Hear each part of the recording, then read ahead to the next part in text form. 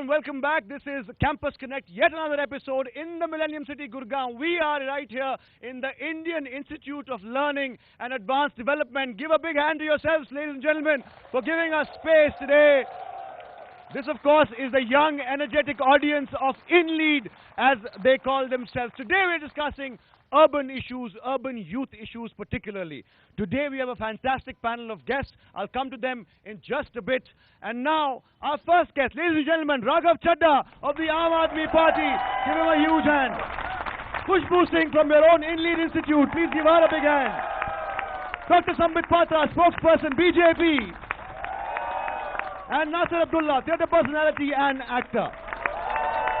Those, of course, were our guests. Let me give opening statements, 30 seconds each, to our panelists today. Raghav Chaddha, we all talk about youth. We all talk about, all the parties in this election have been talking about how youth is important, how they will do something for the youth, job creation, everything else.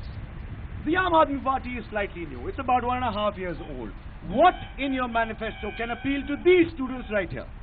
Well, you know, a lot of political parties would promise and, you know, they don't actually preach or practice youth empowerment and women empowerment. But we as a party, if you even look at the candidate selection that we have done, we have the highest number of women candidates, we have the highest number of young candidates, and the average age of the candidates that we have fielded in this Lok Sabha elections is the least. So the Aam Aadmi Party is actually practicing what we promise, and we truly believe in youth empowerment. The very fact that a young person like me is representing the political party speaks volumes for its Before I go to Sambit Patra, how many of you believe that young people, young politicians like Raghav Chaddha is what we need in India? Who agrees? Say yes. Yes! All right, everyone agrees, Raghav Chaddha. You're a model for all of them. So they say that they put young candidates up. They say they put women candidates up. Let's ask the BJP. The BJP, your model, sir, Mr. Modi says it's all about the youth. He'll empower the youth. He will give them jobs. Concrete, is there a blueprint? Is there a plan? What is that blueprint? First and foremost, this is the first election in the Indian history, 2014, when 10 crores young voters have been enrolled. This is the election of yours. This is the first time that the youth of this country is going to decide the fate of this country. And today over here, from the Bharatiya Janata Party, I extend the love of Mr. Narendra Modi to you. Secondly and most importantly, Narendra Modi has been time and again speaking two things. He has been categorically mentioning that do you want only one youth from a family to be empowered, or do you want me, Narendra Modi, to empower the youth of the family? Everybody wants to be empowered, yes. How will you empower them, sir? Secondly and most importantly, Mr. Modi has been speaking about employment generation, which is the most important issue as far as youth is concerned. In fact, if you see the fiscal year employment of India, it stands at 3.8%. But if you compare that with Gujarat, Gujarat has the least unemployment, least unemployment rate. There is less than 1%. That itself speaks volumes about what Mr. Narendra Modi has done and what he can do for the youth. I'll give Raghav a rebuttal, quick rebuttal before I come to her. I mean, speaking of unemployment rates, I would just wanted to flash one fact. Recently there was this opening in Gujarat for about 1,300 odd jobs, and about 9 lakh people applied for that job. So this speaks volumes about the kind of employment situation in Gujarat. Having said that, I just wanted to highlight one more point. Speaking of youth empowerment and participation of youth in politics, we at the Aam Aadmi Party, for the first time in their manifesto or in the manifesto of any political party, have promised to bring down the age of contesting elections from 25 to 21. So that who young agrees with people 25, like you 21 is a good idea? Who thinks 21 should be the age where you can contest elections? Show of hands, please. That's a decent majority there, Raghav. I think there are resonance there, some resonance there with what you are proposing. Before I come to you, the audience, and I want questions from you, let me get in Nasir Abdullah. He's not a politician. Nasir Abdullah, we hear politicians every day of every hue, of every race, every color, every party, saying the same thing about the youth, about empowering them. Are we sort of tired of all parties giving us the same spiel over and over again? Yeah, I think we have a mammoth job ahead of us. There is a promise always happening. There seems to be a lot of appreciation that they get for having reduced the age from maybe 25 to 21, etc. But on the grassroots level, I don't think much happens somehow there are facts and the figures on paper, but I see so much more that needs to be done and is not done. Who agrees implementation is a problem? Implementation is a problem. Who agrees? Hands, please. There you go. Yes, continue, please. I'd like to add to that. And whoever comes to power, Mr. Modi, if it is true that he has done his bit in Gujarat, I wish him luck. I'm not into pessimism. He may wave the magic wand. You are looking at an entire nation. So let's hope he manages. Let's hope his party manages, because they have to work with him to actualize the dream. Okay, here's wishing him luck. Whoever comes to power, here's wishing him luck. Khushboo Singh, you interact with students every day. Everybody wants good jobs, good governance. How difficult is it for an educated youth in the country to make it on his or her own? That is what was the point that I was trying to bring across, that everybody is talking about employment, but nobody is talking about employability-focused education. The root cause analysis that needs to be dealt with is that the large amount of graduate school that is, unemployable right now, rated as unemployable, is because in their institutions, the top-notch institutions are only shortlisting the creme de la creme. What about the rest? What happens to the rest? Exactly, that's the point. We feel that everybody is employable. For us, the selection criteria is not your percentage of marks. For us, we meet them, assess them. So I think somewhere attention needs to be paid, into employment. Do you think any political party addresses those concerns per se? Till date, nobody. Everybody's talking about employment, but you cannot make somebody just go and become employable without training that person to be fit enough. Absolutely. I'm jumping into the audience right now. Who has questions for any political party? Who wants to say something about employability? About how youth in the country are facing tremendous hardship, even if you're graduates, even if you're postgraduates. Who has seen this happen in the country? Anyone? Anyone? Yes, my friend, what's your name? My name is Dhruv, Yes. and I'm from Delhi. Yes. My question to them is, seeing the unemployability, what measures actually should be taken to tackle this unemployability and to generate more jobs for youth? Okay, Sambit, let me put that to you. Tomorrow, let's say Mr. Modi does win this election. Hypothetically. Okay, let's going say. to happen. I'm a cautious man. Let's say your party does come to power. There is, of course, this huge hullabaloo over how employment will be generated. The friend right here asked, what are the measures you're going to take? And I go back to my original question. What are the concrete steps that you can enumerate today in front of this audience that will convince them, not me, but them, that you're the right choice? Remember, first and foremost, the principle that E is equal to E. Employment is equivalent to the economy of the nation. If the economy of the nation is booming, the employment would boom. If the economy is crushing and falling down, there would be no employment generation. And what is happening in this country? Just a second, just let me complete my answer and then you can revert back. Most important issue is, right now the economy of the condition of the economy of this country is shatters. In fact, for 2 consecutive years, what India is seeing for the first time is that the growth rate of the country is less than 4.8%. This has never ever happened in the history of the country. Okay. And that is when jobless growth takes place. You all must have heard this term, jobless growth. Yeah. And what Mr. Narendra Modi promises is, we will get investment, we will see to it that the economy flourishes, and automatically when the economy flourishes, we'll have employment. Employment, chicken and egg. I think he's talking about the economy flourishing, but the real investment actually needs to happen at the institutional level. You don't pay your teachers well. You don't bring in the best. Absolutely. I think that's a fantastic point. We don't pay our education. You pay your teachers well only when you have a good economy. I think the economy will flourish when we have the right people running it.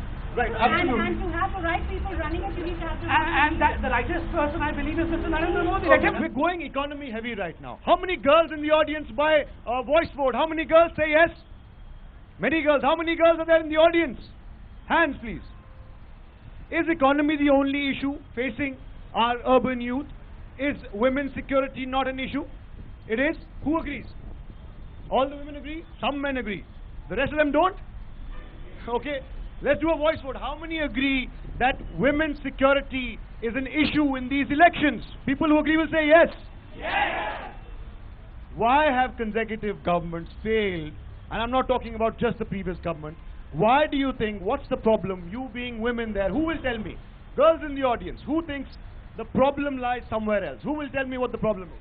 Yes, what's your name? Please stand up. What's your name? My name is Vijeta, and I think that all this is happening because the people who have committed all this, they are not being properly punished and penalized according to the offences that are done by them. They are just set on bail the very next day. Do you think it's an implementation issue or political will is the issue? What is the issue? I think implementation. Because we are not implementing the legal provisions in the right manner, probably. Okay, Nasir Abdullah, is it just legal implementation of laws, or is it just the mindset that defeats us every time as far as this is concerned? Well, I'll make this short and sweet. I think there is a great urgent need to educate our growing youth, especially the boys, who will later become men. And it is a huge issue. Women just don't feel at all secure. I see them walk straight like robots, every moment fearing for their lives, for their integrity and their modesty. And I think it's very important to educate all the men. Don't worry about it, not you guys, but all the other men who need to be educated, that any woman who's not your wife, girlfriend, mother, etc., is your sister. I think with the employment aspect, the government, whoever comes, should ensure that with the package deal also comes the need to educate our men about respecting their women and not outraging them and not making them feel insecure. It's terribly important. And we say the woman is Devi and all that, but then, hello, we don't do that. Who agrees that we ourselves have been fooling ourselves? Who as a woman has felt threatened at some point in their time in a metro like Delhi? Hands please. Nobody feels threatened at any point. There are 2, 3, 4, 5, 6, on 7. The The numbers are growing. Yeah. On the numbers are growing. On the streets. Around. Why do you think that you as women should feel threatened? What do you think? Auto rickshaws, anywhere. Steps necessary that any government that comes in, what would you like to be implemented here? Yeah? You want to say something? Yes? Do you want to say something? What's your name? Excuse me. What's your name? Priya. What do you have to stand up, please? What I think what needs to be done is definitely basic implementation, but we need stronger laws to govern the perpetrators. We have a system in which there is delayed justice. We have crimes that have been proven heinous and adulterous to the extent, but the justice is not just given on time. And I think all my friends here and all the ladies in the crowd would agree to that. We had a heinous crime committed such a long time ago in December, and justice has been handed out now. And even then, you still have a system wherein you have a juvenile who's done a crime of such a heinous nature. He didn't think he was a juvenile back then when he was committing the crime, but he's being tried as a juvenile. What's your name again? Priya. Priya, many thanks for making that point. Coming to you, Khushboo. You're also a woman. I don't want to make this a women issue-centric program, but I'll dwell on it for another 2 minutes. Right. The point is, this election is not just about the economy or just corruption or secularism or what have you. 49% of the country are women. Half of the country is being neglected.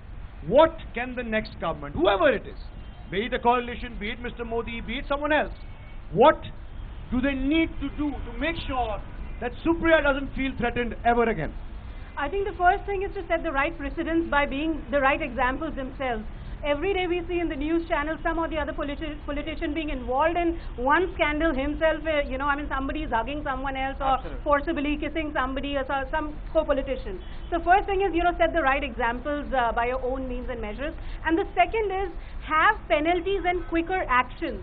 If you are prolonging a decision that is going to be taken, there are so many countries where people, they would literally, they're petrified of committing a heinous crime against a lady because, the punishment is so severe. So why is it that we are shying away from introducing those practices? Absolutely. Raghav, one last point on this before I go to other issues. See, absolutely, as Khushboo rightly mentioned, justice delayed is justice denied. So time-bound justice is the cardinal rule here, but I think moving ahead, moving beyond just amending rules, we have to run mass gender sensitization programs. We have to include this in our educational curriculum, and we have to make sure that the female on the road is empowered. She's empowered herself, and I would take this opportunity and pat my back that the Aam Aadmi Party is the only political party which has abided by the Vishakha guidelines. Who We have agrees installed with a that? committee Who agrees with in that? our The Aam Aadmi own Party party. has done that. And Don't the- you think the the mere Somnath reason- Bhate no, no. episode I'm saying the completely mere- negates what you're saying right now? Allow me Who to- thought allow what me to- Somnath Bhate did in Kirki Extension was right or wrong? Allow What he me did to in say, Kirki the Extension. Aam Aadmi Party sat on the dharna only to make sure that the Delhi police comes under the jurisdiction of the Delhi government, and only because there was a heinous crime against the female that happened. So the very fact that we stand for women empowerment was reflected in the dharna that we This is sat. totally wrong. You cannot justify what Mr. Somnath I am Bhate has done. talking about the dharna. If I want to score political No, points, you I would went refer to to the dharna Snoopgate. to protect Somnath I would Bhate. refer to That's Snoopgate the and point. Mr. Modi's alleged Raghav, role in Snoopgate. Politicians talk a good game. Politicians Sir, talk can I a have a good point game. over here? Yeah, 1 second. Politicians talk a good game. Do we not see criminals who are politicians every day standing for political parties? Yes or no? Do we need these criminals in our politics? No. Do we want to weed them out? Yes. Be it any political party, we do not want criminals in our polity. Yes or no? Yes. First and foremost, I was on this women empowerment issue, and a very important point that I wanted to make.